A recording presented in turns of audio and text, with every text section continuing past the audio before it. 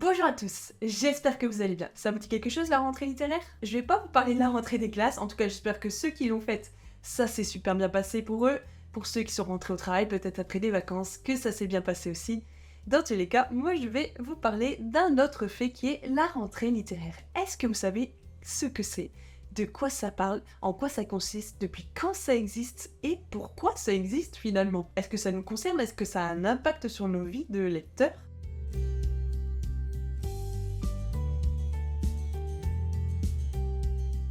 Eh bien, j'ai été faire mes petites recherches parce que moi, oui, je savais qu'il y avait la rentrée littéraire, mais je faisais jamais vraiment attention à ça avant, et c'est pas forcément ça qui me faisait aller acheter plus à cette période de l'année.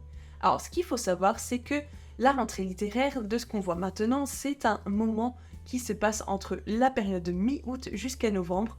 Novembre, où il y a tous les concours littéraires, le prix concours, Unodo, tout ça, et il y en a bien d'autres, il y en a vraiment beaucoup, ça peut être le sujet d'une prochaine vidéo d'ailleurs. Dites-moi dans les commentaires si ça vous intéresse.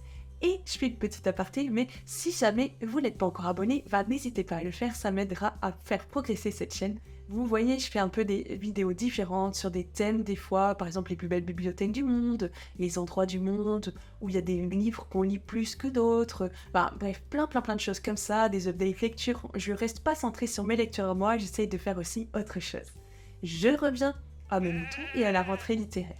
Vous savez depuis quand ça existe? Mallarmé, l'écrivain, nous a dit en 1874, la rentrée théâtrale a brillé par un entrain remarquable et traditionnel. Alors là, on parle du théâtre, donc on voit qu'il y avait déjà une rentrée de théâtre à cette époque-là, et progressivement, eh bien, c'est venu aussi pour tout ce qui était littérature. Au XXe siècle, l'essor de la littérature a été quand même bien grand. On a vu une plus grande propagation des bouquins, beaucoup plus d'écrivains, tout ça, et ça a fait aussi que plein de choses se sont mises en place. C'est vraiment quand les prix littéraires se sont concentrés au mois de novembre qu'on a vu cette rentrée littéraire faire un peu apparition. Et donc c'est vraiment à la fin des grandes vacances que les maisons d'édition, les éditeurs, concentraient vraiment des auteurs pour pouvoir peut-être les amener jusqu'à ces prix littéraires. Et donc, chaque année, on a 400, 500, des fois plus livres qui sortent. Et en fait, il faut savoir qu'il n'y a que 10% de ces bouquins qui vont être vraiment mis en avant. Ce qui veut dire que les 90 autres pourcents de livres, ils vont passer presque inaperçus à la trappe. Donc c'est vraiment un peu comme une compétition où il faut vraiment aller à la chasse pour pouvoir faire vivre son bouquin, pour pouvoir le mettre en avant. Et forcément, c'est bien plus facile quand on est publié dans une maison d'édition que lorsqu'on est un auteur auto-édité. Vous imaginez un auteur auto-édité à la rentrée littéraire, ça doit être vraiment difficile pour faire sa pub, son marketing. Et je leur souhaite vraiment beaucoup de chance et de courage et de trouver vraiment des astuces, des méthodes, des stratégies qui peuvent les aider à pouvoir se mettre aussi en avant et pouvoir se démarquer. Donc forcément, au plus il y a du choix, au plus c'est difficile de pouvoir trouver un bouquin qui nous convienne. Vous imaginez 500 bouquins qui sortent, vous n'allez pas aller lire la 4e de couverture des 500 bouquins. Donc en général, on va toujours vers les livres qui sont mis en tête de gondole dans les librairies, ce genre de choses. Et les autres qui sont rangés bien tranquillement, sagement sur les étagères et qui n'ont pas forcément de petits écriteaux ou autre, on va pas forcément aller les voir. Allez, je vous parle de quelques bouquins qui, moi, me donneraient envie de lire pour cette rentrée littéraire. J'ai fait une petite sélection de bouquins qui pourraient m'intéresser. Alors, vu qu'il y a énormément de livres qui sortent, forcément, j'ai pas été voir, comme je viens de le dire, les 500 bouquins, les 500 4e de couverture par c'est pas possible, ça me prendrait énormément d'heures, donc forcément, qu'est-ce que je fais moi? Je vais regarder d'abord la couverture, le titre, et si déjà je suis accrochée par ça, j'irai voir la 4e de couverture. Après, peut-être que je peux être aussi influencée par un auteur, une maison d'édition, mais en général, c'est pas forcément ça qui va me faire aller vers un bouquin. Allez, on part pour le premier. Par exemple, le premier, c'est un auteur dont j'ai entendu le nom parce qu'il est quand même très connu, c'est Olivier Norek, qui vient de sortir un bouquin qui s'intitule « Les guerriers de l'hiver ». Alors apparemment, c'est pas du tout dans son genre de prédilection, donc ça déjà, ça m'interpelle aussi. Je me dis, tiens, ça peut être sympa d'aller voir un livre dont l'auteur sort un peu de sa zone de confort. Et en fait, c'est lorsque j'ai lu la 4e de couverture que je me suis dit, ça peut être intéressant. Aussi, je pense qu'il y avait un nom de ville que j'aime, et c'est ça aussi qui m'a fait tilter. Donc je vous lis la 4e de couverture. Je suis certain que nous avons réveillé leur satané Sisu. Je ne parle pas leur langue, camarades. Et je ne pourrais le traduire ce mot, car il n'a d'équivalent nulle part ailleurs. Le Sisu est l'âme de la Finlande. Voilà, la Finlande. Il dit le courage, la force intérieure, la ténacité, la résistance, la détermination. Une vie austère dans un environnement hostile a forgé la mentale d'un acier qui nous résiste aujourd'hui. Imaginez un pays minuscule. Imaginez-en un autre gigantesque. Imaginez maintenant qu'ils s'affrontent. Au cœur du plus mordant de ces hivers, au cœur de la guerre la plus meurtrière de son histoire, un peuple se dresse contre l'ennemi, et parmi ses soldats naît une légende. La légende de Simo, la mort blanche. Alors je trouve ce texte très intriguant, je sais pas où va aller l'histoire, et bon, la Finlande c'est un pays qui m'attire, donc forcément j'avais envie de creuser un peu plus, donc ça peut être un bouquin qui pourrait m'intéresser et qui pourrait me plaire. Mais il y a tellement d'inconnus que je ne suis pas sûre d'aimer. Mais parfois, il faut prendre des risques dans nos lectures. Allez, le prochain bouquin, on est plutôt dans un feel good. On parle de boulangerie, de danse aussi. Vous me dites, tiens, boulangerie, danse, enfin, il n'y a pas de lien. Et pourtant, vous allez voir que l'auteur ici a su mettre en lien ces deux professions. Déjà, c'est le boulanger qui fabriquait des vies heureuses, faites du pain et pas la guerre, qui a été écrit par Carsten N. À bien des égards, les gestes d'un boulanger rappellent ceux d'un danseur. La rotation des mains, le balancement des hanches, le pétrissage rythmé de la pâte. Sophie, intérimaire à la boulangerie du village, est fascinée par la façon dont Giacomo chorégraphie la fabrication de son pain. Petit à petit, à sa grande surprise, l'ancienne danseuse étoile dont la carrière a été brisée commence à entrevoir que la petite boulangerie pourrait être plus qu'un simple lieu de travail. Car c'est là, au milieu des fourneaux et au son des refrains de Giacomo, qu'elle découvre la sagesse d'un homme simple, la joie des petites choses et le courage d'accueillir la Sophie qu'elle est en train de devenir. Donc, j'aime aussi lire des feel good, des livres où il n'y a pas de chichi, où on va lire une plume très fluide, très simple, qui va nous faire du bien. Et ça, c'est vraiment des bouquins que j'aime lire une fois de temps en temps quand j'ai pas envie de réfléchir trop, j'ai envie de quelque chose qui va juste me faire sourire. Alors, je sais pas si vous aussi, vous aimez lire ce genre de bouquins où parfois vous avez juste envie de sourire, d'être bien, ce genre de sentiments. Et ce bouquin me paraît vraiment bien pour se détendre, décompresser et passer à autre chose après le travail ou lorsqu'on a peut-être des moments un peu difficiles dans nos vies. C'est un parfait bouquin pour ce genre de situation. Prochain bouquin, c'est Avec l'espoir pour Horizon de Anne-Marie Briard, publié chez les éditions Archipel, qui est sorti il y a vraiment pas longtemps. Donc là, c'est un SP que j'ai pu avoir par le biais de NetGalley, que je n'ai pas encore lu, mais que j'ai hâte de lire. Pourquoi ? Parce que déjà, ça se passe dans des endroits que j'aime. Il me semble qu'il y a l'Irlande et l'Australie. On va parler d'une femme qui va prendre sa vie en main. Alors, est-ce qu'elle va faire les bons choix ? Je ne sais pas. Mais on est un peu dans une histoire où la personne va vivre des choses vraiment très difficiles et elle va devoir faire des choix pour pouvoir avancer, pour pouvoir prendre de l'espoir et envisager quelque chose de mieux pour sa vie.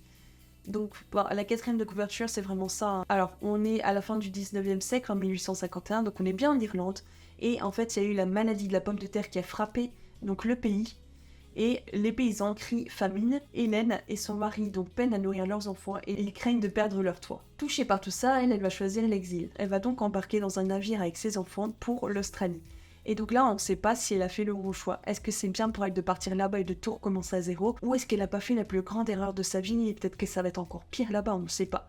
Donc c'est vraiment de ça que ce livre va parler, donc on est un peu dans une fiction historique ici. Et j'aime bien lire une fois de temps en temps des fictions historiques. Et les publications de la maison d'édition de l'Archipel, j'aime beaucoup, en général ça me plaît pas mal. La promesse cachée de Lucinda Riley qui sort là très vite vers la mi-septembre. Bien, c'est une autrice que j'ai déjà lue plusieurs fois avec la saga des 7 sœurs en premier, que j'ai énormément aimé. Le dernier tome était vraiment super, une belle conclusion des 7 tomes précédents.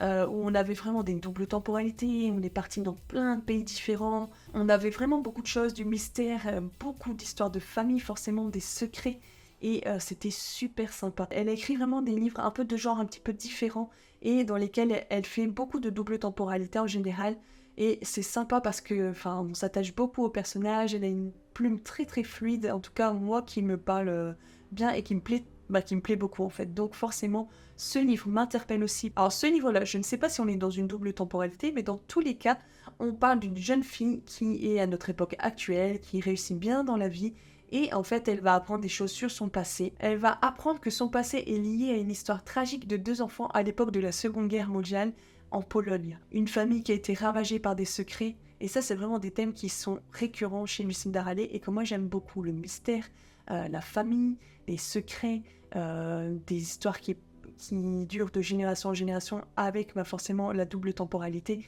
Donc c'est vraiment super c'est bien structuré, c'est très intéressant. Ici, on parle de Pologne, c'est mon pays d'origine, toute ma famille du côté de mon père est là-bas. Donc il y a un peu des petits points qui m'interpellent parce que je suis un petit peu liée à ça. Et forcément l'autrice, j'ai aimé tous les bouquins que j'ai lus d'elle pour le moment et j'ai envie de lire tous ces bouquins. Donc, à mon avis, ce bouquin rentrera dans ma pile quand, je ne sais pas, mais un jour, c'est sûr. Un autre bouquin qui peut m'interpeller, c'est À l'ombre de Winnicott, écrit par Ludovic Monchet, publié chez Cherche Midi. Et j'ai un ou deux bouquins, je pense, de lui dans ma pile que je n'ai pas encore lu. Donc, je ne connais pas encore sa plume, mais apparemment, c'est un auteur qui plaît à beaucoup de monde. Donc, ça me donne envie d'en savoir plus sur sa plume. Et d'ailleurs, cette 4e de couverture m'a intéressée, je vous la lis tout de suite. Donc on est dans le Sussex en Angleterre en 1934, alors qu'ils viennent d'emménager dans le manoir de Winnicott Hall. Archibald et Lucy Montgomery confient à Viviane Lombard, une Française, à l'attitude et au franc-parler peu ordinaire, l'éducation de George, leur jeune fils aveugle.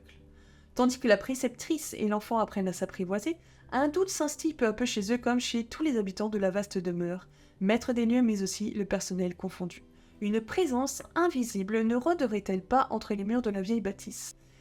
Ce résumé est très intriguant, plein de mystères et j'ai envie d'en savoir plus, donc il est possible qu'un jour je puisse lire ce bouquin. En tout cas, la 4e de couverture me plaît bien. Un autre bouquin où là on va partir plutôt dans une fiction historique et encore au temps de la Seconde Guerre mondiale. Mais attention ici, on y parle par le biais d'un auteur italien, donc qui a écrit l'histoire l'italien. Et cet auteur, c'est Arturo Pérez Reverte. Donc c'est publié chez les éditions Gallimard. Et là, c'est intéressant parce qu'on est dans une histoire où en fait, il y a une femme qui est veuve depuis peu. Son mari est mort à la guerre. Et elle va faire sa petite balade sur la plage et elle va rencontrer un homme qui est blessé, presque mort. Et donc, je pense qu'elle va s'en occuper. Et en fait, elle va se rendre compte que, à cause de cet événement, elle va être mêlée, impliquée aux opérations militaires. Alors, est-ce que c'est parce qu'elle le veut ou c'est parce qu'on l'y a obligée ? Donc, toute l'histoire réside aussi un peu là-dessus et sur ce qu'elle va faire pour aider. Est-ce qu'elle va peut-être entrer dans ces opérations militaires parce qu'elle veut venger son mari qui est mort ? On n'en sait pas plus, mais l'intrigue est très intrigante et me donne vraiment envie d'en savoir plus. Et aussi, le fait que ça parle de la Seconde Guerre mondiale, mais d'un côté italien, eh bien, c'est une perspective que je n'ai pas forcément encore vue beaucoup dans les bouquins que j'ai lus, donc c'est aussi interpellant. Le bruit de mes pas de Benoît Séverac, qui sort le 5 septembre, par une maison d'édition que je ne connaissais pas. Ça, c'est bien aussi parce que ça permet de découvrir d'autres maisons d'édition. Ici, on est dans une histoire qui va se passer à Versailles, donc en France, et dans les années actuelles maintenant. Et j'ai bien aimé en fait la 4e de couverture parce qu'on est dans un thriller, mais en même temps, on sent qu'il y aura une pointe d'humour et c'est ça qui me plaît beaucoup. Donc je vous la lis. À la crime de Versailles, le commandant Cérizol a enfin une équipe opérationnelle. Un jeune pro du taekwondo à l'instinct très sûr. Un adjoint sexagénaire qui gère les dossiers aussi bien que sa famille nombreuse. Et une nouvelle recrue, jeune femme de caractère prête à te tailler une place dans ce cercle résolument masculin. Ils ne sont pas trop de 4 pour faire face aux affaires qui s'accumulent. D'abord, un corps anonyme momifié est abandonné au cimetière. Ensuite, il y a l'apparent suicide d'une jeune femme à qui tout semblait sourire. Et à ces deux mystères vient s'en ajouter un qui bouleverse Cérizol. Sa femme, Sylvia, partie pour une compétition handisport au Japon, ne donne plus signe de vie. Ça promet vraiment beaucoup d'aventures, de suspense, de mystère, des secrets. Benoît Séverac signe un nouveau roman policier plein de finesse et d'humanité qui nous raconte que c'est parmi les hommes et les femmes ordinaires que l'on trouve les criminels comme les héros. Les apparences sont bien trompeuses parfois, faites attention à votre entourage. Alors, j'ai lu 2 bouquins qui sont sortis spécifiquement, en tout cas qui ont été mis en avant pour la rentrée littéraire. Donc c'est L'Idole de Vincent Deloreux, j'en ai parlé dans mon précédent update lecture du mois de juillet.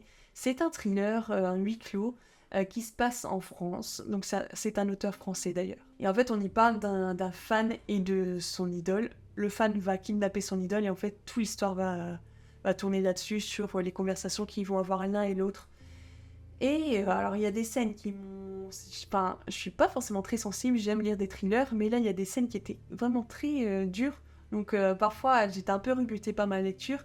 Et en même temps, la fin était très surprenante. Je m'y suis vraiment pas attendue. Et j'aime avoir des fins aussi, parfois, où c'est pas prévisible. Donc ça a vraiment fait remonter un peu mon élan pour cette lecture. C'est un livre qui est assez court aussi. Mais il faut faire attention, en tout cas pour les âmes sensibles, vaut mieux pas le lire parce qu'il y a quand même des sujets... le fan est tellement fan que parfois il fait des choses vraiment dégoûtantes, quoi. Je vais pas donner d'exemple, mais voilà. Ouais, il faut avoir le cœur quand même qui tient bien. Et le deuxième bouquin que j'ai lu, alors c'est sur un sujet complètement différent. Ça parle encore de la Deuxième Guerre mondiale et surtout de la vie dans les camps de concentration. Donc là, en fait, c'est Joseph Desbrégèges, quelque chose comme ça, qui a écrit un roman donc, sur l'histoire de son oncle qui a vécu dans les camps de concentration. Donc là, on est plus dans du témoignage, un peu romancé, mais vraiment témoignage, et où il raconte vraiment comment ça se passait. Et c'est très prenant aussi dans le sens où on en apprend vraiment encore beaucoup sur la vie dans les camps et c'était terrible, hein.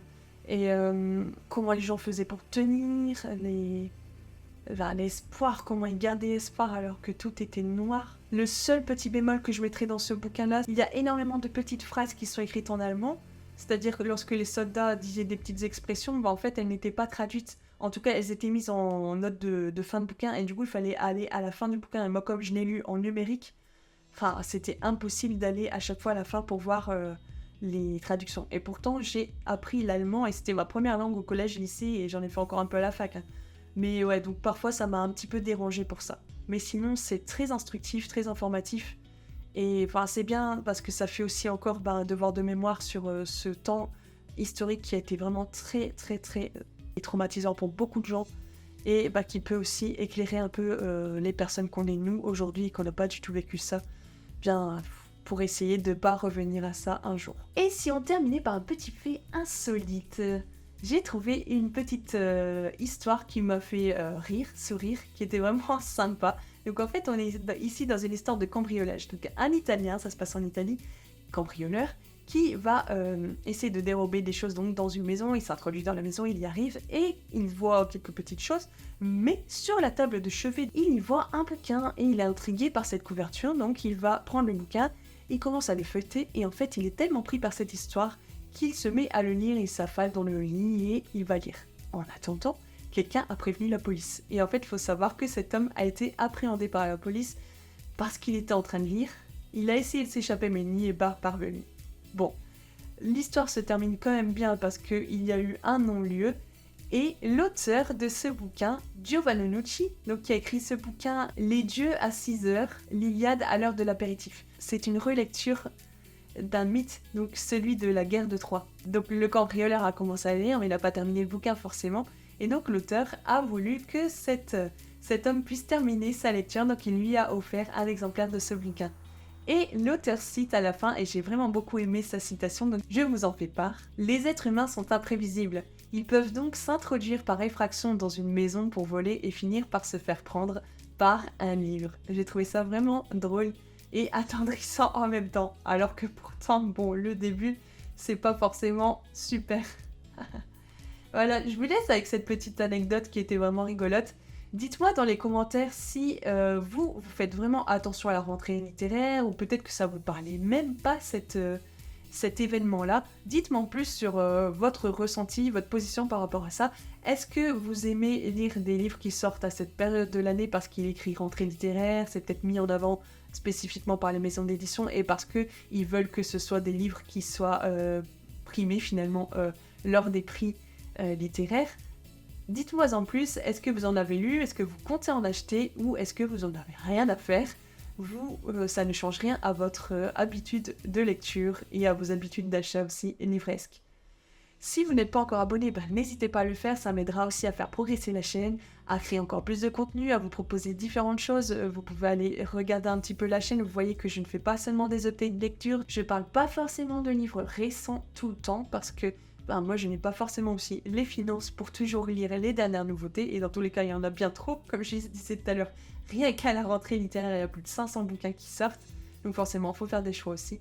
Mais je suis là aussi pour parler de bouquins qui existent depuis longtemps aussi, parce que c'est sympa aussi de lire des classiques et des choses d'autres époques. En attendant la semaine prochaine pour une nouvelle vidéo qui sera certainement le bilan lecture du mois d'août, je vous souhaite une très bonne semaine, portez-vous bien, c'était les mots d'or, à très bientôt.